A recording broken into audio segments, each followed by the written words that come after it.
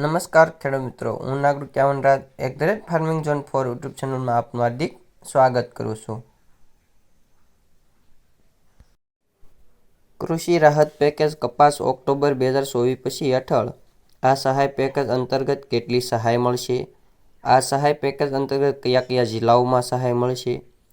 Online અરજી ક્યાં કરવી, ક્યારે કરવી? ઓનલાઈન અરજી કરવા માટે કયા કયા ડોક્યુમેન્ટ જોઈએ?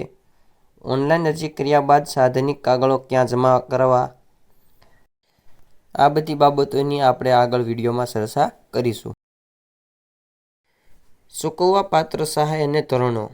તો ખેડૂત મિત્રો, વાત કરીએ ખરીફ ઋતુના 2024 પછી વર્ષના વાવેતર કરેલ કપાસના પાકમાં 33% કે તેથી વધુનું નુકસાન માટે એસડીઆરના નોર્મ્સ મુજબ વાવેતર વિસ્તારની મર્યાદા પ્રતિ હેક્ટર મળવાપાત્ર ₹8,500ની સહાય તેમજ રાજ્ય બજેટ હેઠળ ₹2,500 એમ કુલ ₹11,000 પ્રતિ હેક્ટર લેખે ખાતા દીઠ મહત્તમ 2 હેક્ટરની મર્યાદા સહાય મળવાપાત્ર રહેશે।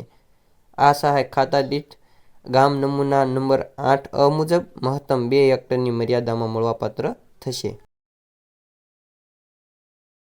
તો ખેડૂત મિત્રો, ઓનલાઈન અરજી ક્યાં કરવી? Gujarat online digital portal. લાભાર્થી ખેડૂતે ગ્રામ્ય કક્ષાએ ઈ-ગ્રામ્ય સેન્ટર પર સંબંધિત વીએલઈ અથવા વીસીઈ મારફત સાધનિક આધાર પુરાવા સાથે ડિજિટલ પોર્ટલ પર અરજી કરવાની રહેશે।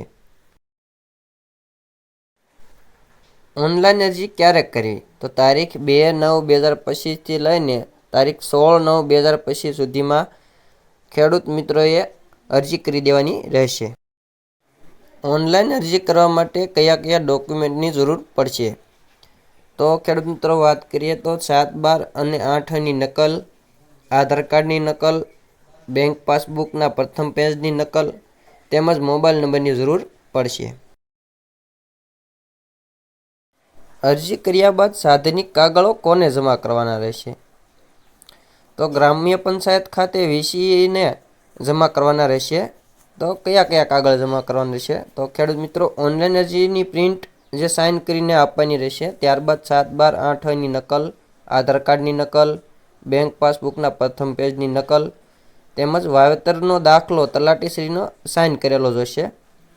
1 થી વધુ ખાતેદારના કિસ્સામાં સંમતિ પત્ર કે ના વાંધા પ્રમાણપત્ર જમા કરવાનું રહેશે।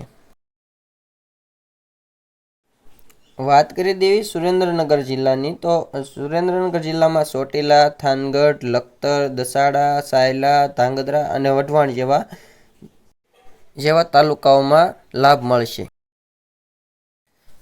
રાજકોટ જિલ્લાની વાત કરીએ તો રાજકોટ, રાજકોટ શહેર દક્ષિણ, રાજકોટ શહેર પૂર્વ, રાજકોટ શહેર પશ્ચિમ, લોધિકા, કોટડા સાંગાણી, ગોંડલ, જેતપુર, જામકંડોરણા, ઉપલેટા। વાત કરી દઈએ જામનગર જિલ્લાની, ધ્રોલ, જામજોધપુર, જામનગર સિટી, જામનગર ગ્રામ્ય, જોડિયા, કાલાવાડ, લાલપુર જેવા તાલુકાઓમાં લાભ મળવાપાત્ર રહેશે। ભાવનગર જિલ્લાની વાત કરીએ તો મહુવા, સિહોર, ઉમરાળા અને ઘોઘા જેવા તાલુકાઓમાં મળવાપાત્ર રહેશે।